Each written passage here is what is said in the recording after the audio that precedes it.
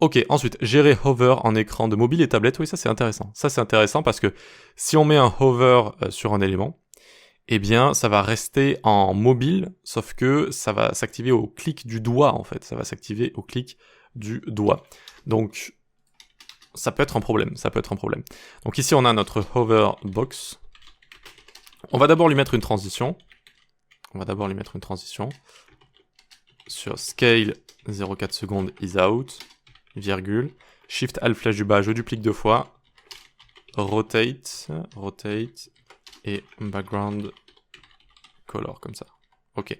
C'est vraiment pour que ce soit explicite. Et ensuite, on va utiliser la pseudo-classe hover pour scale. On va passer à 1.2. Rotate 45 degrés. Donc je vous rappelle qu'avec les propriétés de transformation, on n'a pas besoin de définir un état initial. On peut passer de none à une valeur et ça va s'animer. Et ensuite BG color, on va lui mettre green. Et c'est pareil pour les couleurs, ça aussi. Alors, c'est pas pareil pour les couleurs. J'ai déjà mis la couleur rouge de base sur une autre propriété. Ok, donc on voit que ça fait ça. D'accord, donc c'est très bien, super, c'est mignon, en grand écran, ça fonctionne. Ok. Néanmoins, quand ici, je simule un écran de tablette ou de téléphone, donc en cliquant sur Toggle Device Toolbar, F12 Toggle Device Toolbar en haut à gauche, donc on simule ici, il faut le savoir, pas seulement différentes versions d'écran, mais on est aussi en mode mobile et tablette. Ce mode s'appelle coarse, comme ceci. Coarse, comme ça. Ça veut dire grossier. Grossier parce que le doigt est grossier entre guillemets. Là où il touche, c'est plus grossier qu'un clic. Et vous pouvez voir que là j'ai une souris et que quand je passe là, j'ai une sorte de petit rond comme ça qui en fait correspond à un doigt. Voilà. Donc là quand je fais ça, vous voyez, c'est comme si j'avais un doigt qui était en train de scroller comme ça. Donc ça à prendre en compte. Et donc qu'est-ce qui se passe quand je passe mon doigt ici? Bon bah déjà il se passe rien parce que en réalité on peut pas vraiment survoler avec un doigt, on peut juste appuyer avec le doigt ou pas. D'accord? On peut que survoler avec une souris. Et qu'est-ce qui se passe avec mon doigt si j'appuie dessus? Eh bien, ça l'active un peu comme un clic, en fait. C'est un peu bizarre. Et si je clique ailleurs, ou si je pose mon doigt ailleurs, ça l'enlève, comme ça. C'est en général pas ce qu'on veut. C'est un peu bizarre. Si on veut un clic, on utilise un clic. Voilà. On n'utilise pas ce genre de choses. Donc, on utilise le clic en JavaScript, ou à la limite, la technique du clic en CSS avec le checkbox hack.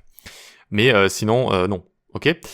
Donc, qu'est-ce qu'on pourrait faire ici pour gérer tout ça? On pourrait dire que en mode coarse comme ça, eh bien je n'ai pas envie d'avoir ces animations. Parce que, bon, imaginez j'ai mon doigt et je suis en train de scroller comme ça, j'arrive ici, je pose mon pouce sans faire exprès, boum, quelque chose se passe comme si j'avais cliqué dessus alors que c'est pas vraiment l'effet recherché.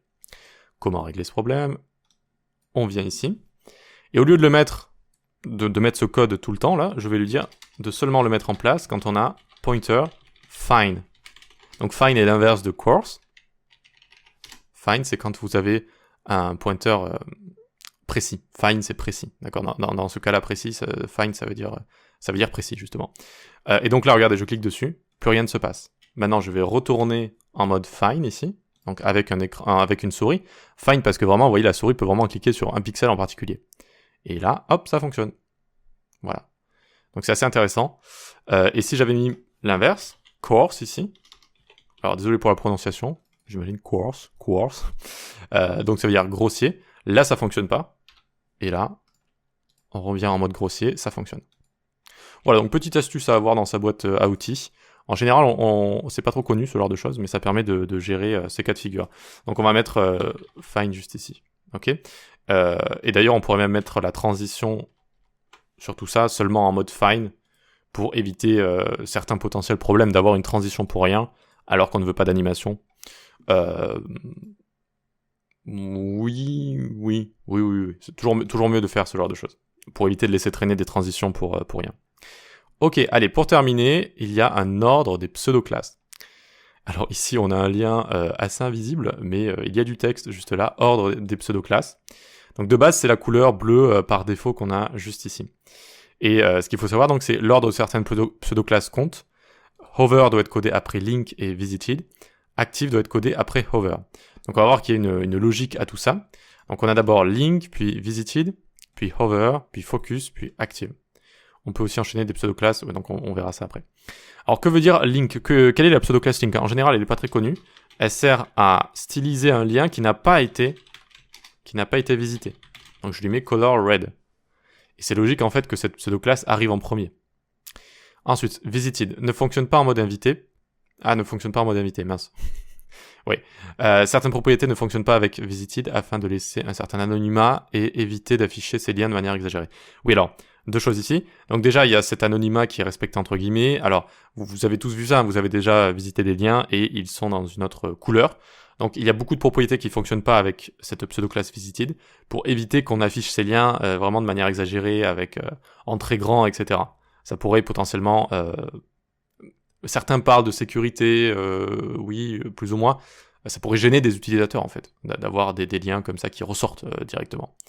Donc en général, il y a la couleur et juste quelques propriétés qui sont acceptées. Ok, donc là c'est visited. Néanmoins, ça fonctionne pas en mode invité pour une raison assez explicite, hein, c'est que en mode invité, ça ne va pas garder l'historique, et donc ça va pas fonctionner ici. Mais dans l'ordre, ça doit être link, puis visited, puis hover, donc PC order hover, et là je mets royal blue. Donc quand je vais le survoler maintenant, ça va passer en royal blue, mais si ça, je l'avais mis avant à link ici, eh bien, c'est toujours la cascade, en fait, ce principe de dernière règle déclarée qui l'emporte sur la règle précédente qui stylise la même chose. Et donc là, on voit qu'on a un conflit, en fait. On a un conflit. Certes, je suis en train de le hover, mais après, j'ai déclaré une couleur qui a lieu au même moment, parce que, en fait, les deux définitions sont similaires, parce que link, c'est quand les liens n'ont pas été visités, et hover, c'est quand je survole. Donc là, les deux, finalement, stylisent la même chose au même moment, et c'est l'ordre de la cascade qui l'emporte. Donc vous voyez pourquoi l'ordre ici est important. Alors du coup, hop, hop, on va mettre celui-là là, comme il faut. Et donc là, ça fonctionne. Voilà, et donc ensuite on a également focus. Attention à prononcer correctement. Ok, donc après avoir cliqué sur un élément interactif ou en ayant navigué jusqu'à cet élément via la tabulation. Donc ça, c'est la pseudo-classe focus. PC order focus color orange red. Donc je survole ici et maintenant ce que je vais faire, je clique à cet endroit, j'appuie sur tab et vous voyez que je peux comme ça me déplacer, c'est la fameuse tabulation que certaines personnes utilisent, mais aussi que les personnes qui ont des problèmes d'accessibilité en général utilisent pour tabuler d'éléments importants en éléments importants, c'est-à-dire les liens, les boutons, les inputs. Donc vous pouvez faire tab ou shift tab et vous voyez que je me déplace comme ça. Et on a le fameux focus, justement, enfin, il faut une représentation visuelle de ce focus, c'est pour ça que ça entoure en fait les éléments. Ok ? Et c'est pour ça qu'il faut, il faut laisser ce genre de focus en général, d'outline, ou en créer un autre. Mais je crois qu'on en avait déjà parlé dans une vidéo précédente, ou alors qu'on va peut-être en parler après. Oui, je pense qu'on va en parler avec les formulaires. Il faut jamais enlever ça parce que ça sert de repère à certaines personnes. Bref, en tout cas, maintenant le orange red fonctionne. Vous voyez, si je fais ça, je focus, on passe en mode orange ici. Bon, c'est pas très explicite, mais on le voit. Si je le survole, on voit que ça ne fonctionne pas. Alors que si j'avais mis le survol après, donc là, hop, je repasse ici, et on voit que le survol fonctionne. Donc à vous de voir ce que vous voulez. Après, c'est pas forcément faux de mettre le hover avant, si vous voulez que vraiment le style du focus ici prenne l'avantage. Ou alors on peut aussi mettre le hover après. Ça dépend de ce que vous voulez faire. Ok, ensuite active, donc c'est quand on a un clic appuyé sur le lien, ou sur un élément. Donc c'est pas vraiment un clic, c'est vraiment un clic appuyé. Donc on va avoir PC order active. Je vais mettre color yellow. Donc on a le rouge de base qui vient de ça. Si on l'avait déjà visité, on aurait du violet actuellement. Quand je le hover, on a du rouge, du bleu, pardon. Et quand je clique dessus, et quand je reste appuyé, j'ai cette active qui est juste là. Ok ? Voilà. Donc quand je reste appuyé comme ça, j'ai active. Et après d'ailleurs, j'ai le focus. Vous voyez, après j'ai le focus. Quand on clique sur un bouton, ce genre de choses, quand on clique, c'est la classe active. Et même après, quand on arrête de cliquer dessus, hop, juste ici, j'ai toujours le focus qui est dessus. Le focus, c'est ça. C'est un peu comme avec un input, par exemple. Quand vous avez fini de cliquer dessus, vous avez toujours le focus dessus. Alors ensuite, c'est assez rare, j'avoue ne pas le voir souvent. On peut enchaîner deux pseudo-classes pour dire lorsque le lien n'a pas été survolé et que je le survole, color aqua. comme ça.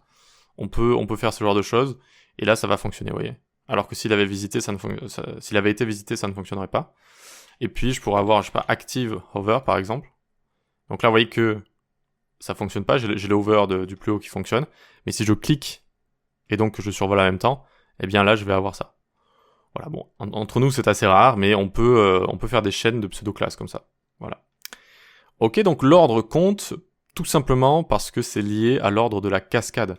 Si vous avez des comportements des clashs de comportements, c'est-à-dire que à un moment donné, il y a plusieurs pseudo-classes qui ont lieu en même temps sur un élément, c'est l'ordre de la cascade qui va les afficher ou pas. Voilà, je pense que c'est aussi simple que ça. Allez, on peut passer à la suite.